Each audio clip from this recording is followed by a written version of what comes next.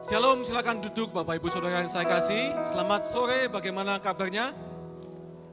Amin. Saya percaya kita semua ada dalam perlindungan Tuhan, dalam berkat Tuhan, dalam kasih karunia Tuhan yang selalu melimpah dalam hidup kita. Amin saudara? Amin. Yang percaya katakan sama-sama sekali lagi. Amin.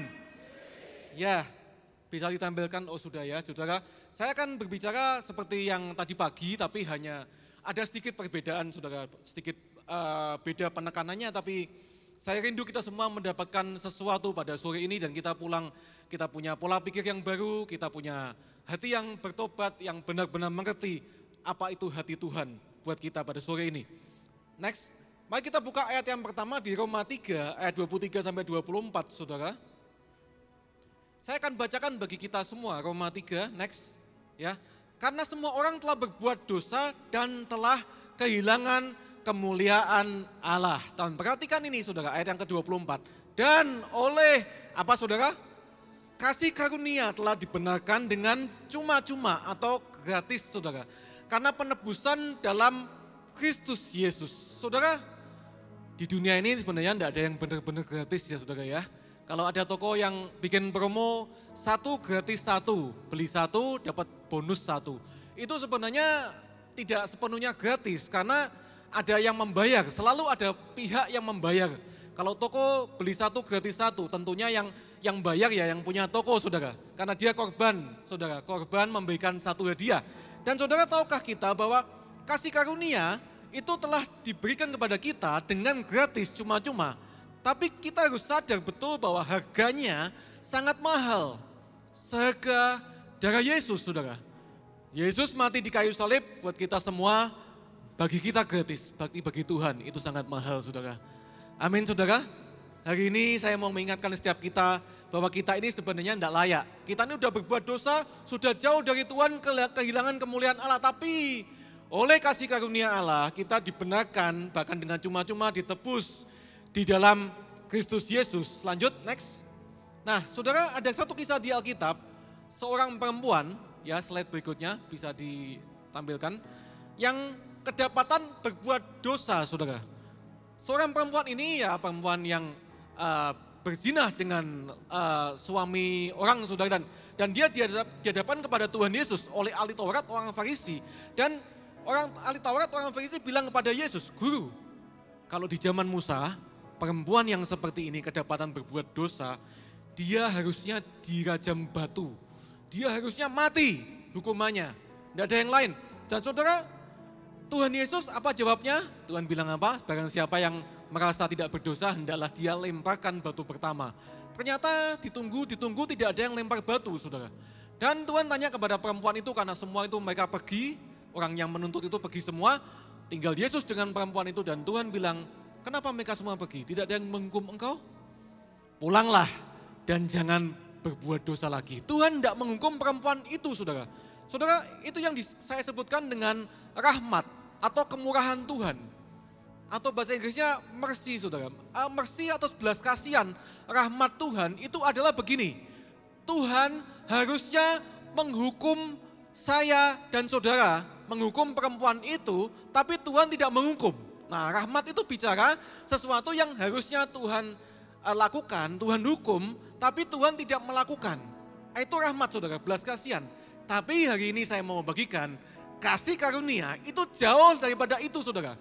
Karena kasih karunia ini bukan hanya Tuhan tidak menghukum, tapi Tuhan itu mengangkat, memberikan, melayakkan, melakukan kepada kita yang harusnya tidak perlu, tidak layak untuk dilakukan, tidak layak untuk kita terima. Tapi Tuhan kasih. Itu yang dinamakan grace atau kasih karunia. Makanya saya pakai judul Amazing Grace atau kasih karunia yang ajaib.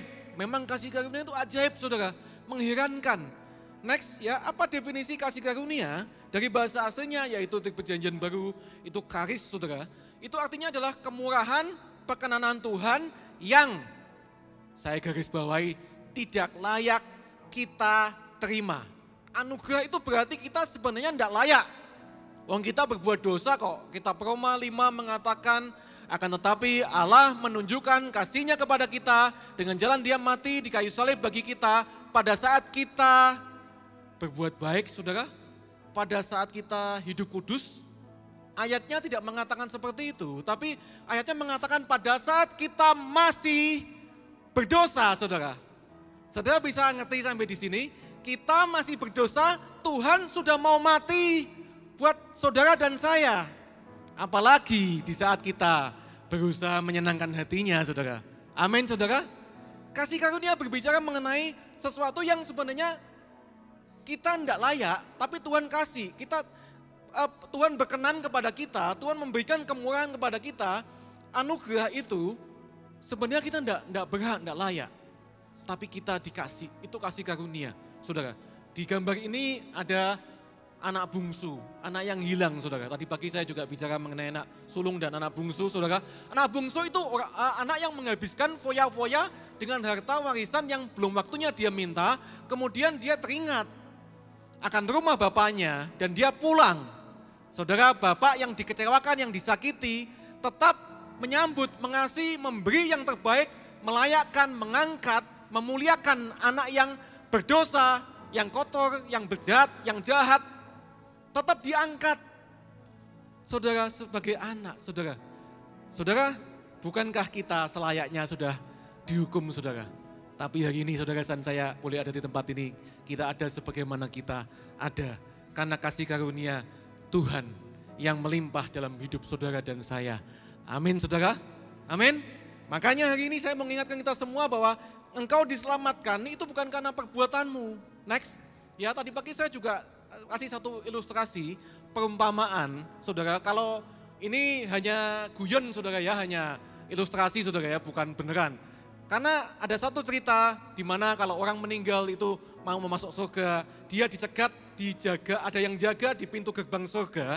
Saudara, seringkali digambarkan itu katanya Rasul Petrus, saudara. Ada yang menjaga, konon ceritanya begitu. Di Alkitab tidak ada, saudara. Tapi saudara, ada satu penjaga yang menjaga di situ dan dia berkata begini, ini bagus sekali untuk perenungan kita semua, saudara. Dia berkatakan begini kepada ada satu orang yang yang lagi mau masuk surga, dia meninggal, pengen masuk surga dan dia ini rupanya orang Kristen dan dia, saudara, sudah pelayanan, sudah aktif seperti saudara dan saya. Dan waktu itu yang jaga pintu surga tanya, bilang, kasih peraturan dulu. Kamu mau masuk surga? Ya, Pak. Ada syaratnya. Terus syaratnya apa? Kamu harus kumpulkan 100 poin. Nah, 100 poin didapat dari mana? Kamu cerita dulu. Apa alasan yang membuat kamu layak masuk ke sini? Sebutkan beberapa hal yang membuat kamu layak untuk masuk ke surga. Nanti saya akan nilai kamu dapat berapa poin. Dia berpikir dan dia bilang, oh iya Pak, saya ingat, saya ini orang Kristen. Saya tidak pernah absen ibadah minggu. Bahkan saya ikut doa malam, saya ikut FA, saya ikut semua kegiatan gereja, doa pagi, doa siang, mau doa sore, saudara. Dan saya dapat berapa poin Pak dari itu Pak? Yang jaga bilang apa, saudara? Oke, kamu dapat 5 poin. Loh, kok cuma 5? Butuh 100 kok cuma 5? Apalagi? Coba sebutkan lagi, apa kebaikanmu, keberkatanmu apa yang membuat kamu layak masuk ke sini. Dan dia berpikir lagi, pelayan Tuhan ini, orang Kristen, saudara. Dan dia tak bilang, ini Pak, saya ini pendeta. Wah, dia sebut gelarnya, saya PDT bukan hanya PDM, PDB. Saya ini pendeta, sudah puluhan tahun saya melayani Tuhan, saya tidak pernah melayani dengan asal-asalan, selalu sepenuh hati. Saya juga berikan perpuluhan, saya setia Pak. Saya tidak pernah bikin yang berbuat dosa melanggar perintah Tuhan. Dan yang penjaga pintu surga bilang apa? Oke, kamu dapat tambahan 5 poin. Loh, kok cuma 5 lagi? Baru dapat 10 saudara. Waduh, dia pikir lagi. Ini Pak, saya di rumah saya sama istri, saya tidak pernah moro tangan, tidak pernah KDRT apalagi. Saya ini selalu mengasihi anak-anak di rumah, jadi teladan, saya imam yang baik di rumah. Dan yang penjaga pintu bilang apa saudara? Oke, kamu dapat 3 poin. Loh, kok cuma 3? Dia sebutkan semuanya yang hal-hal yang dia merasa perbuatannya yang membuat dia layak untuk masuk ke surga. Dan semuanya berakhir dengan 5 poin, 3 poin, 2 poin, saudara. Dan tidak pernah dia akan mencapai 100 poin. Akhirnya dia menyerah. Dan orang ini berkata, saya menyerah Pak. Tidak ada yang bisa saya perbuat untuk saya bisa masuk ke sana. Hanya kasih karunia Tuhan yang memampukan saya bisa masuk ke sana. Hanya kemurahan Tuhan yang membuat saya bisa masuk. Apa kata penjaga pintu? Oke, kamu dapat 100 poin, silakan masuk saudara. Saudara, Dari cerita ini seringkali kita orang Kristen yang sudah lama pelayanan kita terjebak dalam sesuatu yang saya sebut perbuatan, saudara. Ya, kita seringkali berpikir bahwa kalau saya berbuat ini, berbuat itu, saya aktif pelayanan, saya memberi buat Tuhan, saya korbankan banyak hal, dan saya saudara berpikir, kita semua pikir bahwa Tuhan akan lebih mengasihi saya. Tuhan akan lebih mengangkat saya, Tuhan akan lebih memandang saya berharga. Tahukah saudara bahwa kasih karunia tidak bicara seperti itu, saudara? Kasih karunia tidak bicara seperti itu, karena kasih karunia itu saudara diterima apa adanya. Amin, saudara. Saudara mau berbuat dosa, saudara mau hidup kudus, saudara melakukan apapun, tetap saudara diterima. Loh, kalau gitu saya bebas berbuat dosa dong. No, saudara, bukan. Nanti saya akan tunjukkan, tapi sebelumnya next, kita akan baca ayat ini yang mengingatkan kita semua di Efesus 2 ayat 8 sampai 9. Sebab karena kasih karunia kamu diselamatkan oleh iman. Itu bukan hasil usahamu, tetapi apa saudara? Pemberian Allah. Kita posisinya hanya nerima, ya. Itu bukan hasil pekerjaanmu. Nah, saya garis bawahi, itu bukan hasil pekerjaan kita. Jangan ada orang yang memegahkan diri. Jadi kalau ada temanmu, saudara seiman yang dapat kecelakaan, dapat musibah, bangkrut, dan mungkin di jalan tabrakan dan segala macam. Dan kalau dia bertanya-tanya dan kau akan katakan begini, mungkin kamu belum berpuluhan, mungkin kau tadi pagi enggak saat teduh. Saudara, saya mau katakan Tuhan kita tidak sejahat itu, saudara. Tuhan kita tidak sekejam itu, saudara. Saudara tidak saat teduh kemudian saudara tabrakan di jalan, tidak seperti itu Tuhan kita. Karena semua kita bisa diselamatkan, dikasihi, diangkat, itu bukan karena perbuatanmu. Sedikit pun tidak ada andil kita, saudara.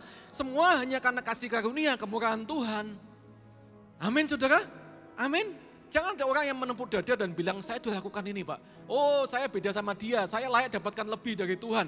No, saudara, Tuhan kasih karunia tidak bicara seperti itu, saudara. Nah, next. Kasih karunia itu begini, saudara.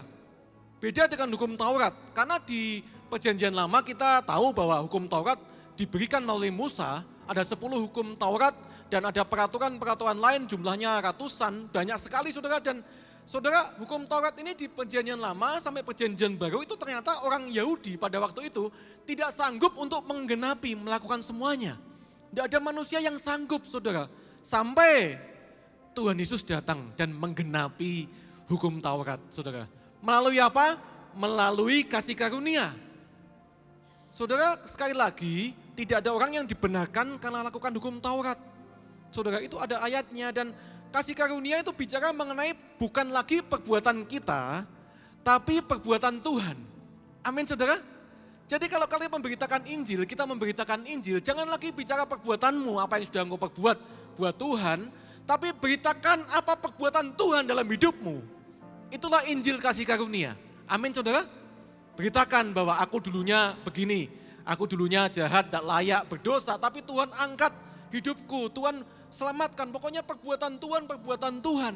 Jangan sebut banggakan perbuatanmu, karena semua itu adalah kasih karunia, semua pemberian dari Tuhan. Nah, kenapa kita harus melayani Tuhan? Kenapa kita harus mengasihi Tuhan? Karena kita sudah dikasihi, saudara. Karena kita sudah diampuni, karena kita sudah diterima, diangkat, diselamatkan. Makanya kita harus berbuat baik, berbuat benar, melayani Tuhan, bukan supaya diselamatkan. Saya mau menggarisbawahi, bukan supaya selamat, bukan supaya dikasihi, tapi karena sudah selamat, sudah dikasihi. Amin, saudara. Ini penting, ini mendasari pelayanan kita, ini mendasari kehidupan kita. Karena kalau engkau mengharapkan Tuhan lebih mengasihi, memberkati melalui perbuatanmu, itu bukan kasih karunia, saudara. Itu hukum Taurat, saudara. Kita hari ini harus hidup memberitakan juga tentang kasih karunia. Next, Paulus, saudara, di 1 Korintus 15 ayat 10, ini yang saya bagikan tadi pagi, saudara. Mengatakan begini kepada jemaat di Korintus, tetapi karena kasih karunia Allah, aku adalah sebagaimana aku ada sekarang. Kalau saudara baca ayat sebelumnya, dia bilang begini, saya ini orang paling jahat, saya menganiaya jemaat Tuhan. Aku tidak layak sebenarnya, tetapi karena kasih karunia Allah, perbuatan Allah dalam hidupku, aku adalah sebagaimana aku ada sekarang. Itu kata Paulus, dia sadar betul Hanya karena kasih karunia, dia diterima, dia diselamatkan, dia diampuni. Dan ada lanjutannya, tidak berhenti sampai di situ. Paulus bilang, dan kasih karunia yang dianugerahkannya kepadaku tidak sia-sia. Ternyata ada banyak orang hari ini, orang Kristen itu membuat kasih karunia menjadi sia-sia, saudara. Apa artinya? Kita hanya sekedar berhenti di titik di mana kasih karunia itu hanya kita terima, kita simpan untuk diri kita, dan kita tidak berbuat apa-apa. Itu bukan Injil kasih karunia. Saudara, Paulus mengatakan kasih karunia yang diberikan padaku itu tidak sia-sia, tidak percuma. Ya, kasih karunia-Nya itu berdampak, berbuah, ngefek dalam hidupku. Dia bilang begini, sebaliknya aku telah bekerja lebih keras daripada mereka semua rasul yang lain. Tapi perhatikan yang saya cetak kuning, saudara. Tetapi bukannya aku, kata Paulus, dia tidak banggakan dirinya, saudara. Dia bilang melainkan kasih karunia Allah itu yang membuat aku bisa bekerja lebih keras. Itu yang menyertai aku. Sekali lagi dia bilang, kasih karunia itu menerima aku sebagaimana aku ada. Dan tapi dia bilang itu tidak sia-sia karena aku bekerja lebih keras dan itu karena berkat bantuan penyertaan kasih karunia yang bekerja melalui aku, saudara. Ini yang mau saya bagikan pada sore ini seperti juga tadi pagi, next. Karena kasih karunia itu bukan sekedar pengampunan dosa, saudara. Titik, bukan, saudara. Masih ada koma lanjutannya. Kasih karunia itu dikatakan di 2 Petrus 3:18, mari kita bertumbuh di dalam kasih karunia dan dalam pengenalan akan Tuhan kita Yesus Kristus, saudara. Kita tidak boleh orang Kristen berhenti di titik di mana oke, aku diterima, aku selamat, yes, ayem, tentrem, masuk surga. Tidak boleh, saudara. Kasih karunia bukan hanya sekedar bicara pengampunan dosa. Saya berdoa hari ini kita semua mengalami keajaiban kasih karunia. Di mana kita hidup di dalam kasih karunia demi kasih karunia. Karena kasih karunia ini sesuatu yang bertumbuh, saudara. Kita bisa terima kasih karunia demi kasih karunia. Ini sesuatu yang sangat indah, saudara. Sangat banyak variasi dalam hidup kita. Bukan hanya sekedar pasif kita terima, tapi ini sesuatu yang aktif, saudara. Next. Ya, kalau kasih karunia hanya sekedar pengampunan dosa, buat apa Tuhan Yesus dikatakan di ayat 2 ayat ini, saudara. Lukas 2 ayat 40 mengatakan, dan Yohanes 1 ayat 14 mengatakan Tuhan Yesus, yaitu anak itu waktu masih muda, Tuhan Yesus, saudara ya, besar jadi kuat, penuh hikmat, dan kasih karunia Allah ada padanya. Tuhan Yesus tidak berdosa, saudara. Tapi kenapa dia ada kasih karunia? Dia penuh dengan kasih karunia. Yohanes 1:14 mengatakan firman telah jadi manusia, diam di antara kita. Kita telah melihat kemuliaannya, kemuliaan yang diberikan kepadanya sebagai anak tunggal Bapa, penuh kasih karunia dan kebenaran. Itu Tuhan Yesus. Dia tidak butuh pengampunan dosa. Tapi kenapa banyak melimpah dengan kasih karunia Tuhan Yesus, saudara? Karena sekali lagi, kasih karunia itu bukan hanya pengampunan dosa. Next. Ya, ayat ini menjelaskan kepada kita, Paulus bilang di 2 Korintus 12 ayat 9, saudara, bahwa waktu itu Paulus dalam kelemahan tubuh, kelemahan fisik, dia ada disebutkan duri dalam daging, tidak tahu penyakit atau kelemahan, dan dia berdoa sama Tuhan supaya mengangkat kelemahan itu, tapi Tuhan bilang begini, tetapi jawab Tuhan kepadaku, kata Paulus, cukuplah kasih karuniaku bagimu, sebab justru dalam kelemahanlah kuasaku menjadi sempurna. Perhatikan kata-kata kuasa, saudara. Sebab itu terlebih suka, kata Paulus, aku berpegah atas kelemahanku, supaya kuasa Kristus turun menaungi aku. Saudara, ternyata kasih karunia itu bicara mengenai kuasa, saudara. Kuasa Kristus, daya, dorongan, power, saudara. Sesuatu yang aktif, yang membuat kita bisa untuk bergerak, saudara. Next, kasih karunia itu adalah kuasa, bukan hanya pengampunan, saudara. Ya, seorang hamba Tuhan John Piper mengatakan grace is power, not just pardon atau pengampunan dosa. Keliru kalau kita menganggap kita selesai berhenti di titik pengampunan, kita diterima. Tapi kita harus terus bertumbuh. Kasih karunia adalah kuasa yang membuat kita mampu, membuat kita bertahan dalam segala keadaan. Next, ada satu buku Extraordinary ditulis oleh hamba Tuhan yang luar biasa namanya John Bevere, saudara ya. Saya pernah dengar khotbahnya di Petaning Inden pada saya hadir ibadah pada hari Minggu, saudara. Dan dia mengatakan kasih karunia itu seperti punya dua sisi, saudara ya. Seperti satu koin mata uang, yang punya dua sisi depan dan belakang. Kalau kita lihat kasih karunia itu satu sisi adalah pengampunan, penerimaan tanpa syarat. Itu artinya kita hanya menerima, kita pasif saudara. Tuhan yang berbuat, kita yang menerima. Itu kasih karunia secara pasif. Tapi di sisi yang lain, kita perlu belajar bahwa kasih karunia itu adalah kuasa atau kekuatan yang memampukan kita. Ia adalah suatu daya, dorongan, ya, satu kedahsyatan yang luar biasa yang membuat kita ini kuat, bertahan, aktif, dan bisa bergerak terus, saudara. Sesuatu yang aktif bukan hanya pasif. Nah, hari ini, sore ini, saya mau bagikan 3 hal. Ya, kuasa apa di balik kasih karunia? Membuat kita bisa apa? Yang pertama, saudara, kasih karunia membuat kita, membuat kita bisa menang atas dosa. Ya, next. Ayatnya ada di Roma 6, ayat 14 dan 15. Paulus bilang kepada jemaat di Roma, sebab kamu tidak akan dikuasai lagi oleh dosa. Karena kamu tidak berada di bawah hukum Taurat, tetapi di bawah kasih karunia. Jadi bagaimana? Apa kita akan berbuat dosa karena kita tidak berada di bawah hukum Taurat, tetapi di bawah kasih karunia? Main-main saudara dengan dosa? Sekali-kali tidak. Maksudnya apa kasih karunia kita dikuasai lagi, tidak dikuasai oleh dosa, tapi di bawah kasih karunia. Dan kita dikatakan tidak boleh main-main dengan dosa walaupun kita sudah menerima kasih karunia. Next saudara, mungkin gambar ini bisa menjelaskan kepada kita semua bahwa saya menggambarkan kasih karunia itu seperti jaring pengaman saudara ya. Seperti jaring pengaman kalau saudara lihat ada satu pemain sirkus ya. Kalau zaman dulu, zaman saya kecil ada pemain sirkus berjalan di tali yang di atas saudara. Seperti gedung ini ada tali yang membentang dari ujung sini ke ujung sana. Dan pemain sirkus berjalan di tali itu saudara. Mungkin dia bergelantungan. Dan selalu di pertunjukan yang semacam itu ada namanya jaring pengaman saudara. Nah kasih karunia bisa kita umpamakan seperti jaring pengaman ini saudara. Saudara dan saya, kita lagi meniti tali kehidupan kita saudara. Dan saudara, kalau kita tahu bahwa di bawah kita ada jaring pengaman yaitu kasih karunia. Yang sewaktu-waktu kalau kita jatuh, itu mampu untuk menahan kita, menerima kita, menyelamatkan kita saudara. Walaupun kita jatuh dalam dosa, 7 kali kita jatuh, 8 kali saudara diampuni. Amin saudara. Kasih karunia kan gitu saudara.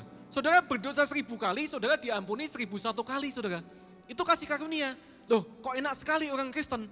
Memang enak saudara. Orang Kristen tuh udah paling enak sudah. Makanya jangan ikut yang lain. Ikutlah Tuhan Yesus saudara. Karena di agama lain tidak ada yang seperti ini. Kasih karunia masih tersedia bagi saudara dan saya sampai hari ini. Akan tiba saatnya kasih karunia, ya jaring pengaman itu akan diambil dari kita. Kita harus berhati-hati saudara. Dan walaupun kita tahu bahwa kita akan selalu diampuni, saudara, apakah kita akan bermain-main dengan jaring pengaman itu saudara? Apakah pemain sirkus yang benar di atas sana dia akan bermain-main karena dia tahu ada jaring yang mengamankan dan dia berjalan dan dia dengan sengaja akan menjatuhkan diri. Dia waktu berjalan baru 2 langkah 3 langkah, wah ada jaring enak aku tak lompat jatuh. Apakah dia kemudian berjalan lagi ada jaring enak aku tak jatuh aja tampil tiduran. Saudara kalau pemain sirkus seperti itu bisa dipastikan dia akan dihina, dicaci maki oleh penontonnya saudara. Dia tidak niat, dia main-main dengan jaring pengaman saudara. Begitu juga dengan kita orang Kristen. Kita tahu kita pasti diampuni saudara. Tapi kita tidak boleh bermain-main dengan kasih karunia saudara. Amin saudara, amin. Menjadi pertanyaan kalau sampai hari ini kita masih jatuh bangun di dosa yang sama dan kita berkata Tuhan selalu mengasihi saya kok. Pertanyaannya bukan lagi apakah Tuhan mengasihi engkau atau enggak. Saya percaya Tuhan tetap mengasihi kamu. Tapi pertanyaannya adalah apakah kamu mengasihi Tuhan? Kalau kita berkata kita mengasihi Tuhan, kita mau membalas cintanya Tuhan, masakan kita dengan sengaja hidup dalam dosa saudara? Tidak saudara, sekali-kali tidak. Next. Ya kasih karunia membuat kita mampu untuk menang atas dosa. Kita mungkin masih bisa jatuh dalam dosa.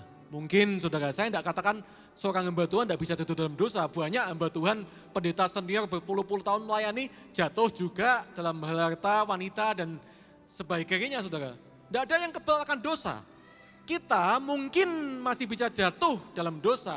Tapi perhatikan ini, kita tidak bisa atau tidak boleh dikuasai atau tinggal dalam dosa. Bedanya apa jatuh dan tinggal? jatuh dan dikuasai. Itu bedanya apa saudara? Kalau orang Kristen jatuh, dia harus segera bangun. Amin saudara. Kalau kita jatuh dalam dosa, kita harus segera bangkit, bangun, bertobat, kembali kepada Tuhan. Saudara, tapi kita tidak boleh kemudian kita jatuh dan kita enak-enakan menikmati dosa, kita tinggal dalam dosa. Itu namanya kita lagi menyia-nyiakan kasih karunia Tuhan. Kita main-main saudara. Tapi orang Kristen sangat mungkin masih bisa jatuh. Tapi dia tidak boleh tinggal, tidak boleh dikuasai oleh dosa. Karena apa? Karena dia hidup di bawah kasih karunia. Selalu ada pengampunan, tapi tidak boleh main-main dengan pengampunan. Kasih karunia bukanlah kesempatan untuk berbuat dosa, tapi kuasa untuk mengalahkan dosa. Yang mengerti katakan amin. Amin saudara. Jangan lagi main-main dengan hidupmu saudara. Kalau engkau bilang mengasihi Tuhan, jangan main-main dengan kasih karunia. Kita harus bangkit jadi pemenang, kuasa. Kita minta sama Tuhan, Tuhan aku tidak mampu Tuhan. Aku sering kali kalah dalam dosa ini. Tuhan aku butuh kasih karuniamu, perbuatanku, kekuatanku tidak sanggup Tuhan. Aku butuh kasih karuniamu, aku butuh kekudusmu, bimbing aku supaya aku lagi tidak lagi hidup dalam kedagingan. Aku sungguh-sungguh hidup dalam roh, aku butuh kasih karuniamu. Dan saya percaya kuasa kasih karunia akan memampukan engkau untuk bertahan, bahkan menang atas dosa. Sekali lagi, kita berbuat benar bukan supaya diselamatkan. Kita berbuat benar karena sudah diselamatkan. Saudara, jangan berpikir kalau saudara sudah minta ampun sama Tuhan, saudara bertobat, jangan mau dituduh sama iblis. Iblis bilang kamu tidak layak, kamu sudah berbuat dosa, kamu tidak layak ke gereja, kamu tidak layak jadi anak Tuhan. Itu bohong saudara, itu tipuan iblis. Karena Tuhan akan selalu terima engkau. Anak yang hilang diterima, dikasih yang terbaik. Apalagi kamu saudara, apalagi kita semua. Amin saudara, amin. Kita harus bangkit jadi pemenang. Ya, berbuat benar karena kita sudah dikasih, sudah diselamatkan. Bukan lagi supaya diselamatkan karena kita sudah selamat. Next. Satu ayat lagi sebelum saya masuk poin berikutnya. Kasih karunia membuat kita mampu menang atas dosa. Dan dikatakan di Titus 2, karena kasih karunia Allah yang menyelamatkan semua manusia itu sudah nyata.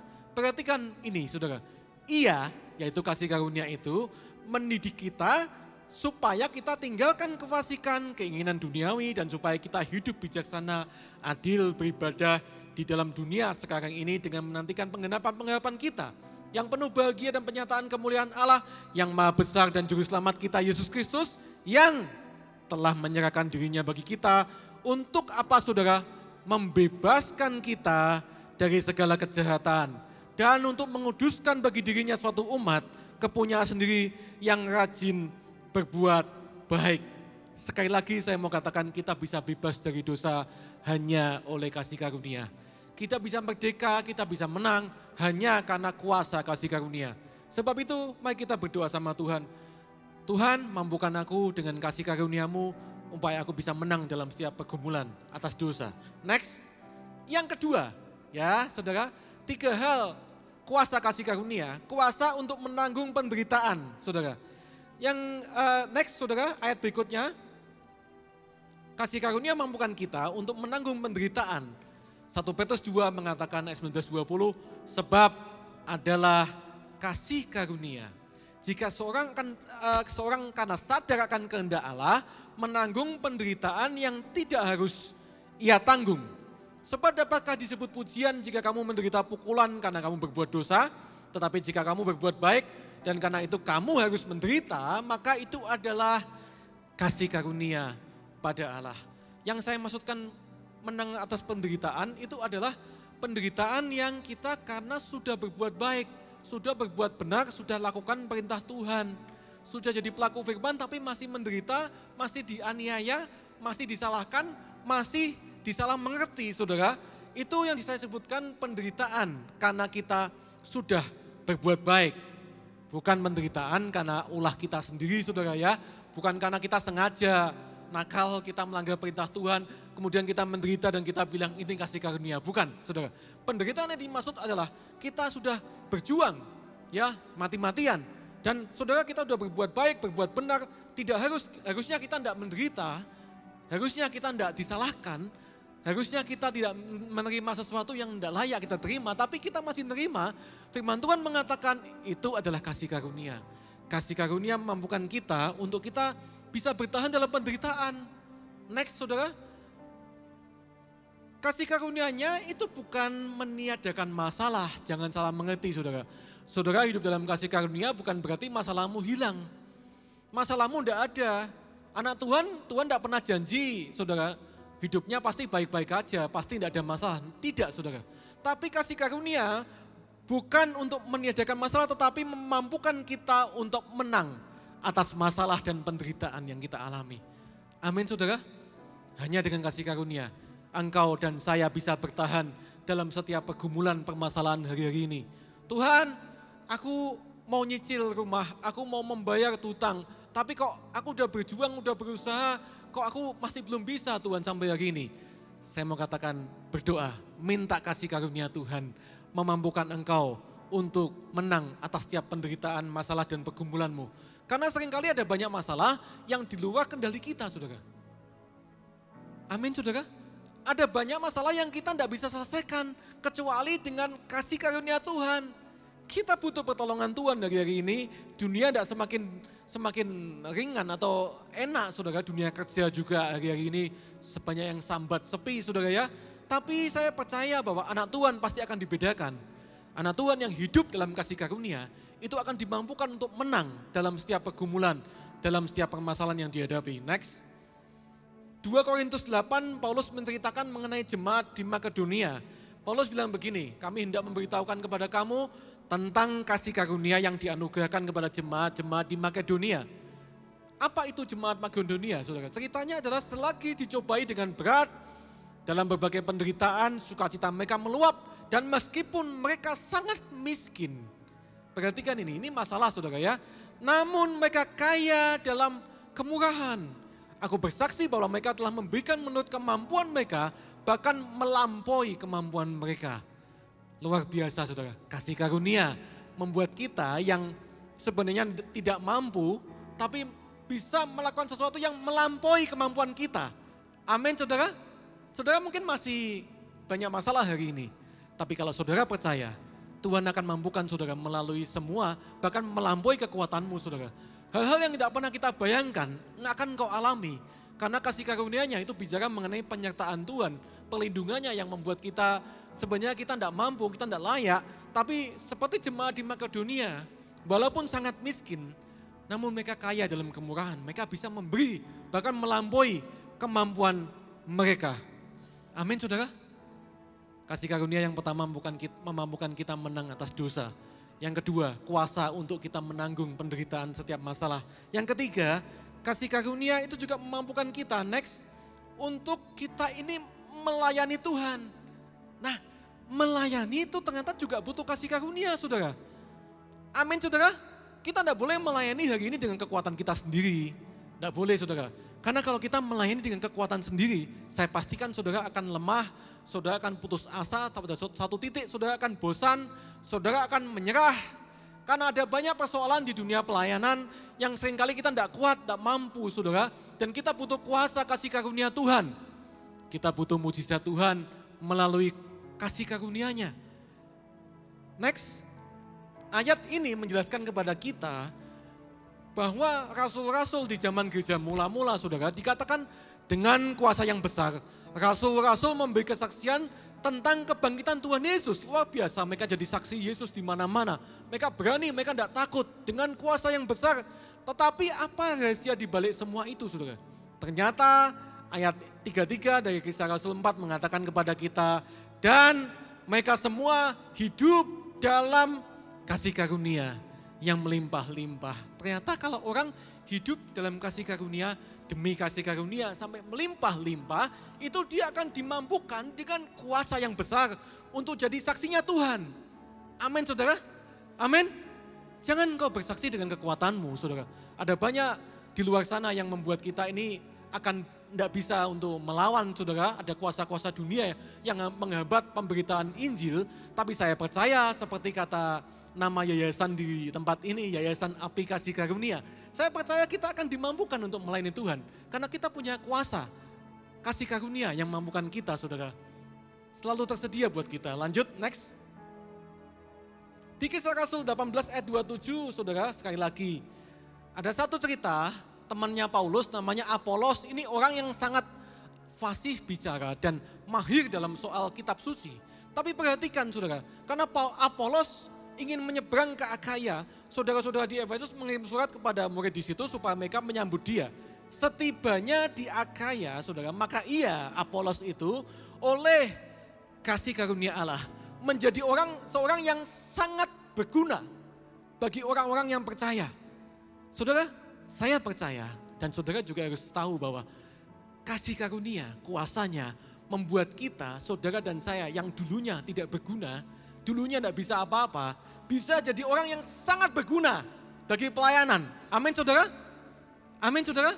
Saya dulunya adalah orang yang tidak berani bicara. Sampai hari ini pun saya kalau boleh milih, kehendak saya, saudara ya, saya tidak mau pelayanan di mimbar, saudara. Saya pengennya di belakang layar, saudara.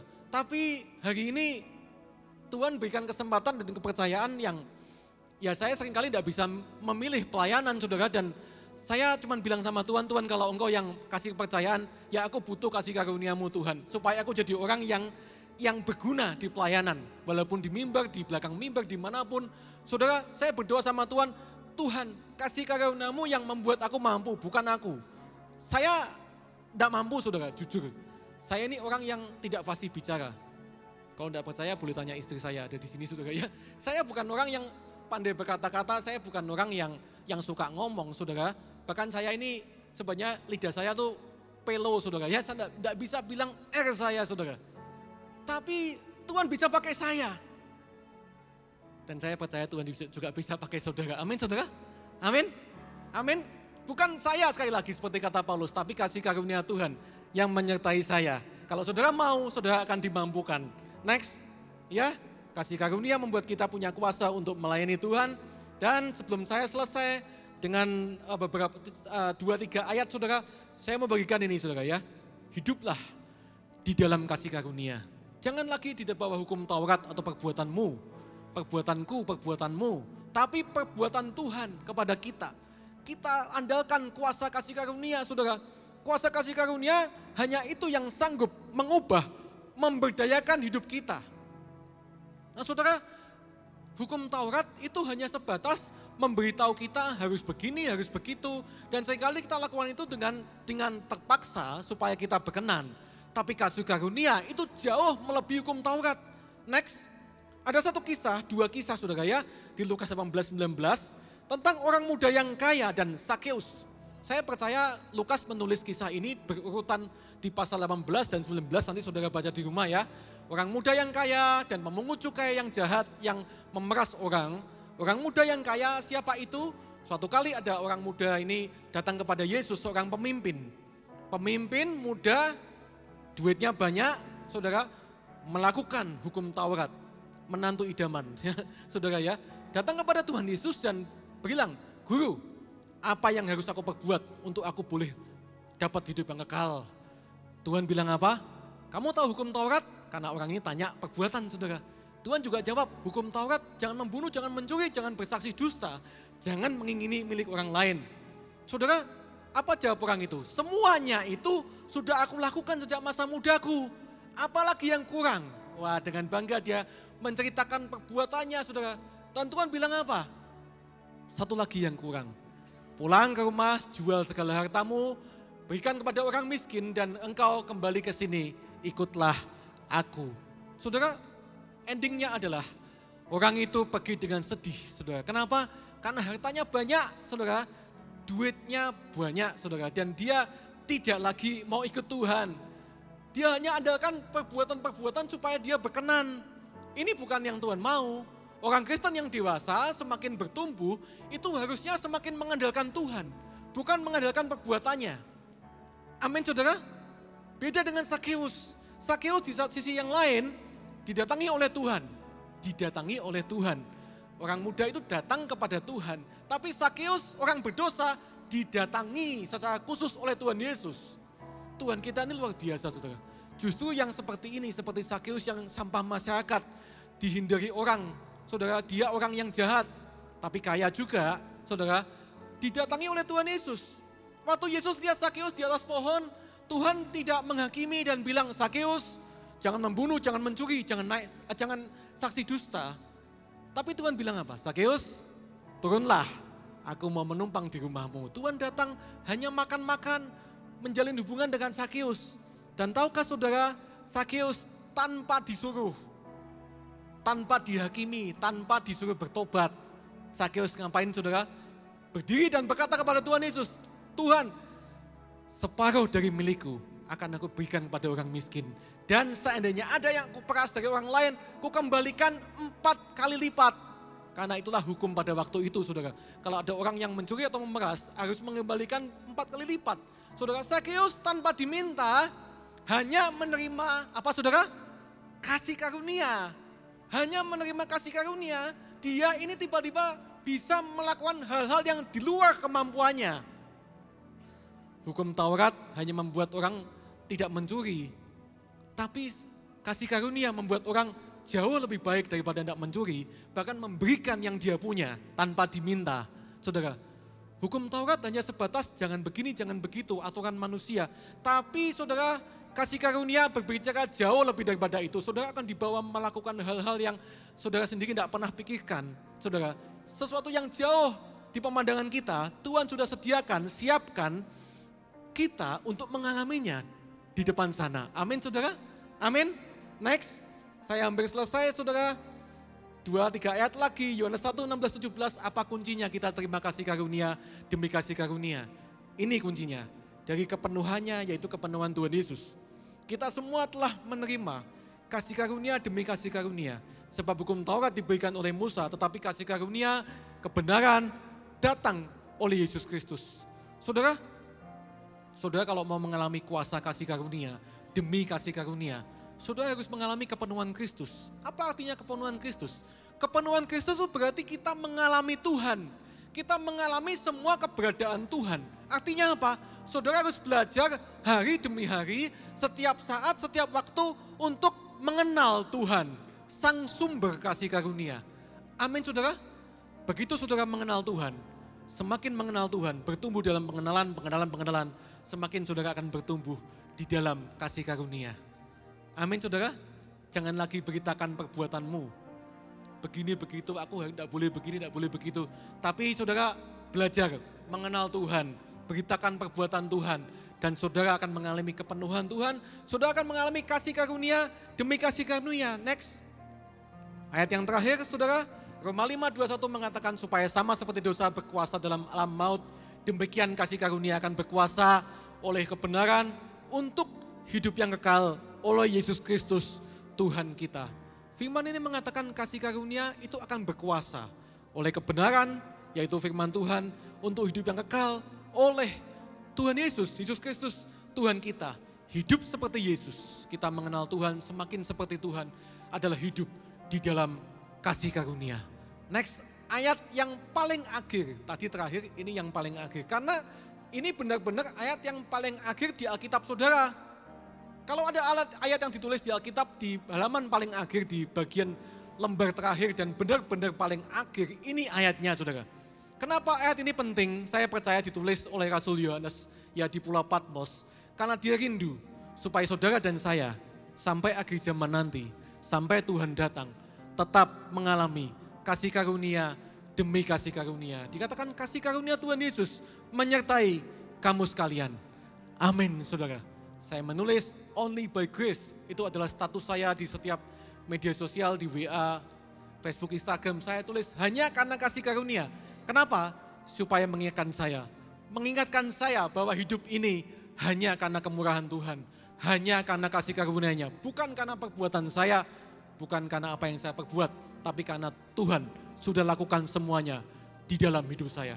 Saya panggil pemain musik dan pemain pujian. Saudara, mari kita nyanyikan satu pujian ya.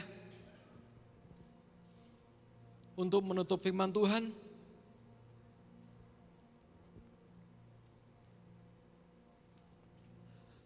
Ya, sambil menunggu pemain musik, pemain pujian, saudara, saya teringat ya, pertobatan saya pertama kali saya terima kasih Tuhan saudara di gereja ini ya. sekitar 28 tahun yang lalu saya ingat-ingat lagi saudara. Saya masih muda dan saya menerima Tuhan Yesus pertama kali di gereja ini. Itu yang saya sebut titik balik pertobatan, kasih karunia di dalam hidup saya. Apa yang terjadi? Saya didoakan oleh satu hamba Tuhan sudah meninggal sekarang orangnya saudara. Saya masih ingat hari itu di mana saya didoakan, saya terima pengurapan, saya terima bahasa roh. Saya tidak bisa berhenti menangis, tidak bisa berhenti berbahasa lidah sampai saya pulang di rumah. Dan saudara yang mau saya tekankan adalah bukan bahasa rohnya, bukan nangisnya, saudara, bukan geblaknya, tapi saudara yang saya terngiang-ngiang dalam hati dan pikiran saya sampai hari ini adalah saya dapat suara dari Tuhan. Suara itu mengingatkan saya sampai hari ini, di saat saya lemah, di saat saya mulai malas, mulai bosan, saudara, ikut Tuhan Yesus, melayani Tuhan. Suara itu ingatkan saya begini, saudara, kamu harus lakukan sesuatu. Must do something. Lakukan sesuatu. Lakukan sesuatu. Kamu sudah dikasih, sudah diampuni, sudah ditebus, sudah dilayakkan, sudah diangkat. Harus lakukan sesuatu. Ini yang Paulus bilang. Sebaliknya, aku bekerja lebih daripada mereka semua. Aku tidak mau membuat sia-sia kasih karunia Tuhan dalam hidupku. Saudara, firman Tuhan saya sudahi, tapi saya berdoa supaya kita, saudara dan saya mengalami kuasa kasih karunia-Nya dalam hidup kita semua.